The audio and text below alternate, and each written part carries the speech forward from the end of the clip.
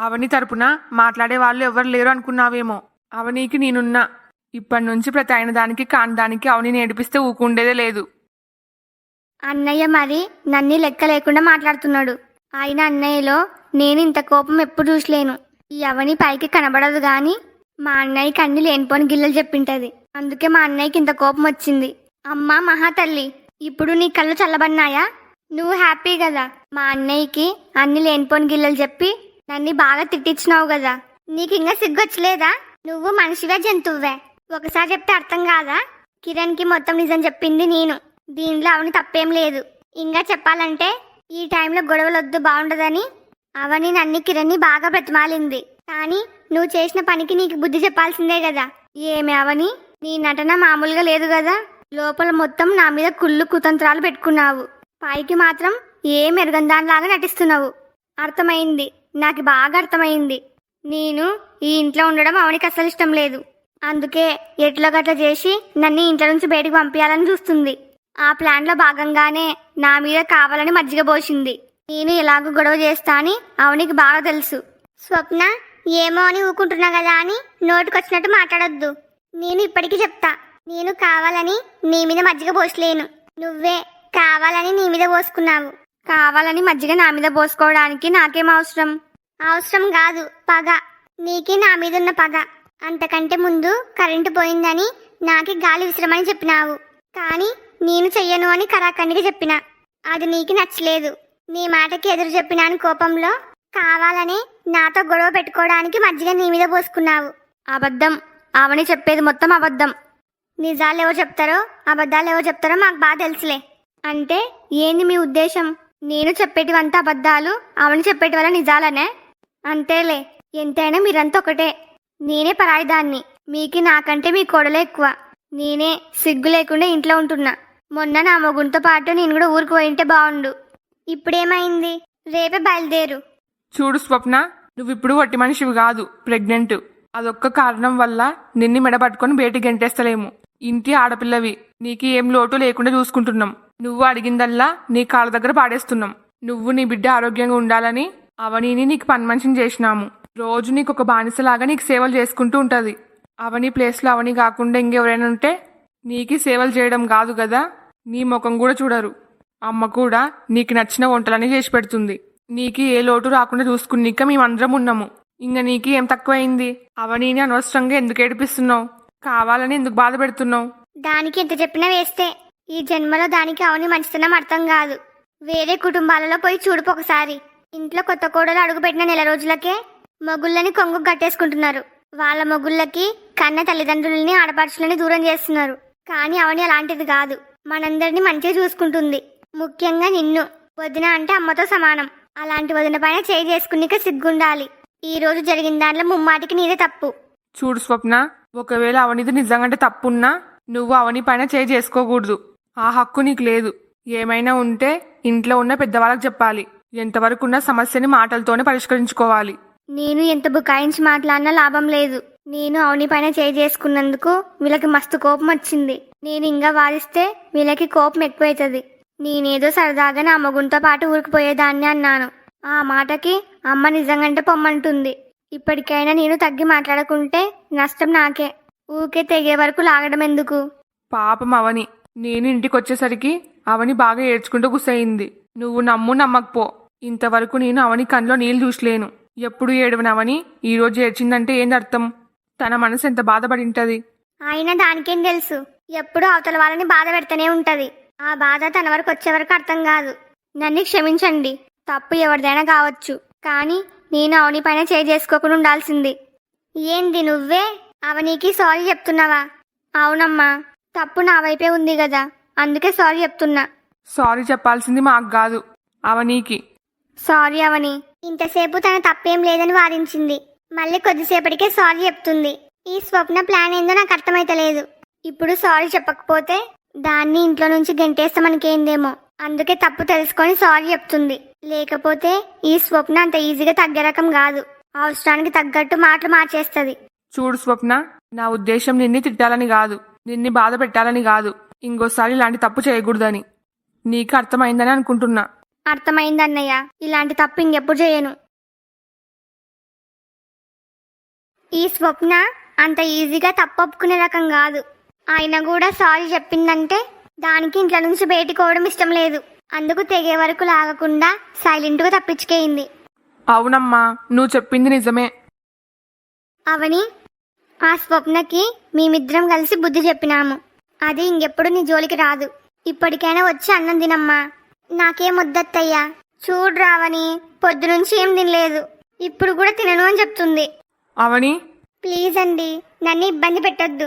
ఇంత పెద్ద గొడవ జరిగిన తర్వాత ఏ మనిషికైనా సరే ఆకలి అవుతుందే. ఇది మరీ బాగుంది.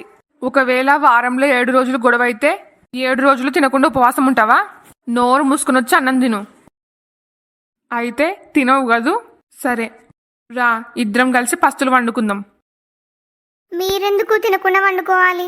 నువ్వు తింటేనే నేను కూడా తింటా, లేకపోతే నాకు కూడా ఏమొద్దు. ఇదొక్క మాట చాలు. అవని ఖచ్చితంగా తింటది. అవని ఎంత బాధైనా భరిస్తుంది గాని అవతల వాళ్ళు బాధపడితే మాత్రం చూడలేదు. నాకు నిద్రొస్తుంది, నేను పోతా. ఆగండి. నీ గురించి నాకు బాగా తెలుసావని, ఖచ్చితంగా నన్ను పిలుస్తావని అనుకున్నా. ఏంది, ఆల్రెడీ తినను అని చెప్పినావు కదా. నా వల్ల మీరెందుకు కడుపు మార్చుకోవడం? నేను కూడా తింటా. రండి పోదాం.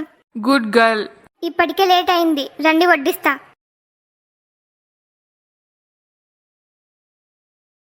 ఈ కిరణ్కి మళ్ళేమైంది? ఛాన్స్ ఎప్పటి నుంచి ఫోన్ చేస్తూనే ఉన్నా, అసలు లిఫ్ట్ చేస్తలేడు. ఇంతకీ ఊరికి క్షేమంగానే పోయినాడు కదా. ఎందుకైనా మంచిదే, ఒకసారి రాకేష్కి ఫోన్ చేసి అడుగుతా. ఆ పల్లవి చెప్పు. ఎంతసేపులో అయింది ఊరికోయి? ఇప్పుడే అర్ధగంట అయింది వచ్చి. అయినా నాకు ఫోన్ చేసినావెందుకు? నువ్వు కిరణ్కే చేస్తావు కదా. ఆ ఎదవ సచ్చినోడు ఫోన్ ఆన్సర్ చేస్తలేడు. ఊరికి పోయినాక కనీసం నేను క్షేమంగా వచ్చినానని మెసేజ్ చేస్తే ఏమైతుంది? ఆ మాత్రం కూడా తెలదు. నేను ఛాన్స్ ఎప్పటి నుంచి ఫోన్ చేస్తున్నా, ఆయన కూడా ఫోన్ ఆన్సర్ చేస్తలేడు. నేను ఎంత టెన్షన్ పడినానో తెలుసా? ఊరు నుంచి వచ్చింది ఇప్పుడే కదా పల్లవి. వాడు ఫ్రెష్ అప్ అవుతున్నాడేమో, అందుకే ఫోన్ ఆన్సర్ చేసి లేకుంటాడు. నువ్వేమీ టెన్షన్ పడొద్దు, వాడే ఫోన్ చేస్తాడులే. ఆ, సరే రాకేష్. ఒకవేళ నిజంగా ఫ్రెష్ అప్ అయితే ఇంతసేపా? నేను ముందరనే మస్తు టెన్షన్లో ఉన్నా. మా బావకి వాళ్ళ ముగ్గురు మీద డౌట్ వచ్చింది. ఏకంగా పోలీస్ స్టేషన్లోనే కంప్లైంట్ ఇస్తా అన్నాడు. ఎట్లో గట్లా మేనేజ్ చేసిన. కానీ మా బావకి డౌట్ వచ్చిన విషయం కిరణ్కి మొత్తం చెప్పేయాలి. వాడి జాగ్రత్తలో వాడుంటాడు. అమ్మయ్యా, కిరణ్ ఫోన్ చేస్తున్నాడు. హలో. సారీ పల్లవి, నువ్వు చాలాసార్లు ఫోన్ చేసినావు, కానీ ఫోన్ ఆన్సర్ చేసలేను. మీరు అంత తేలిగ్గా ఫోన్ ఆన్సర్ చేసే రకం కాదు కదా. అసలే బిజీ పర్సన్. కనీసం సేఫ్గా ఇంటికి వచ్చినానని మెసేజ్ చేయడానికి కూడా టైం ఉండదు.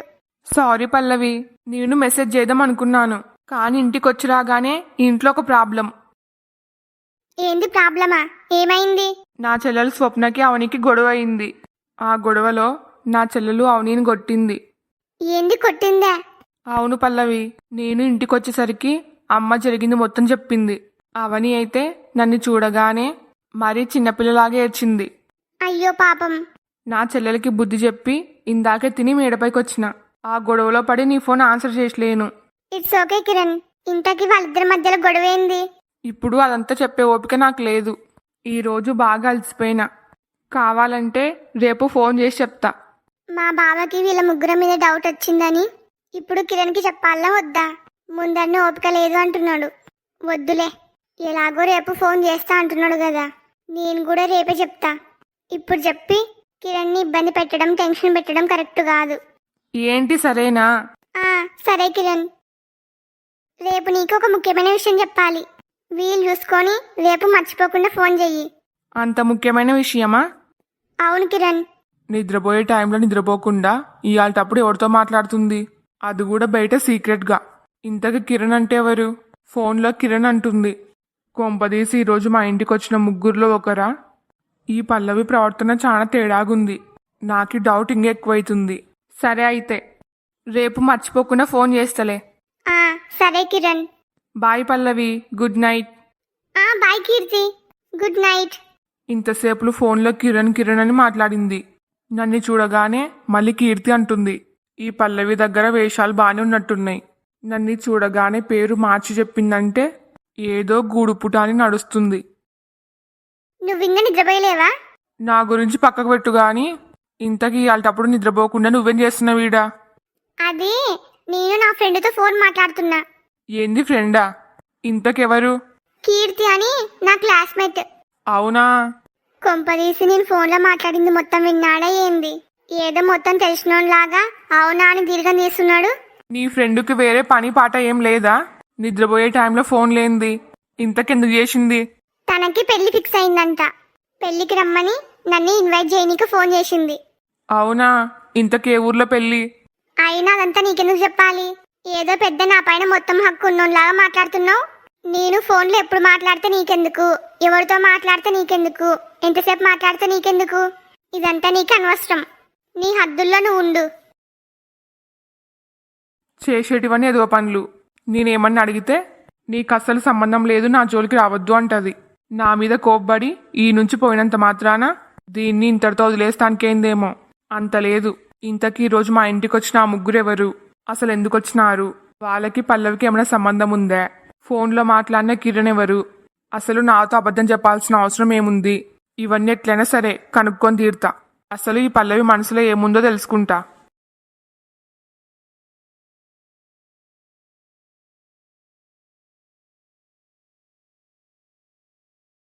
చా, రాత్రి అందరూ నన్ను తిట్టినారు. నాది తప్పు లేదని ఇంట్లో వాళ్ళని నమ్మేయడానికి చాలా ట్రై చేసిన. కానీ ఎంత ట్రై చేసినా లాభం లేకుండా పోయింది. అందరూ ఆ అవనీకే సపోర్టు. తన పైన ఇక కూడా వాళ్ళనిస్తలేరు. ఆయన తప్పు మా వాళ్ళది కాదు, మొత్తం తప్పు అవనీదే. మా వాళ్ళని అందరినీ తన కొంగుకు ముడేసుకేయింది. నా లేని కడుపును అడ్డు పెట్టుకొని ఆ అవనికి చుక్కలు చూపిద్దామనుకున్నా. ఒకవేళ నాది తప్పున్నా మా ఇంట్లో వాళ్ళు ఎవరేమనరు అనుకున్నా.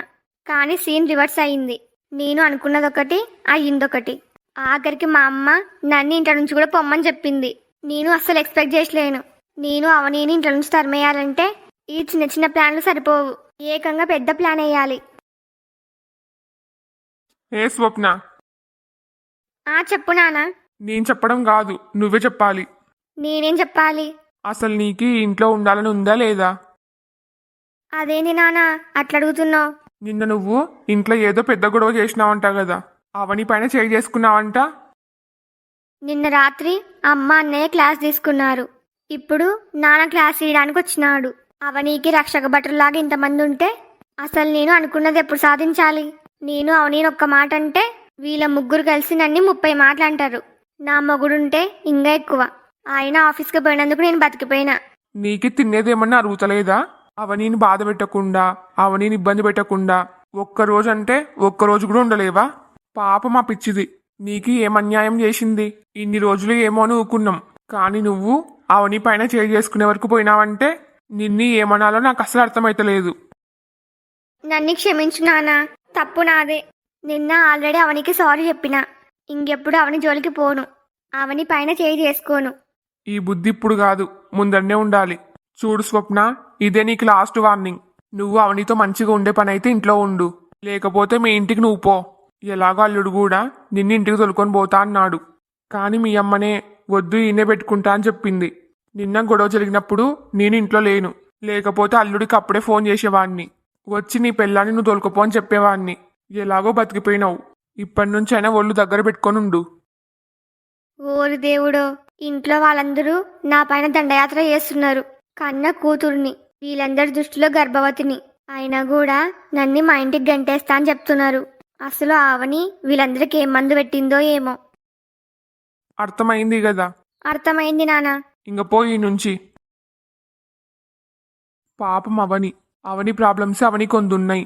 అవి చాలదన్నట్టు ఈ స్వప్న ఒకటి మధ్యలో. ఆ కిరణ్ గాడు ఇంట్లో వాళ్ళందరికీ పెళ్లికి పోతున్నా అని అబద్ధం చెప్పి ఆ పల్లవిని కలిసి మాట్లాడొచ్చినాడు.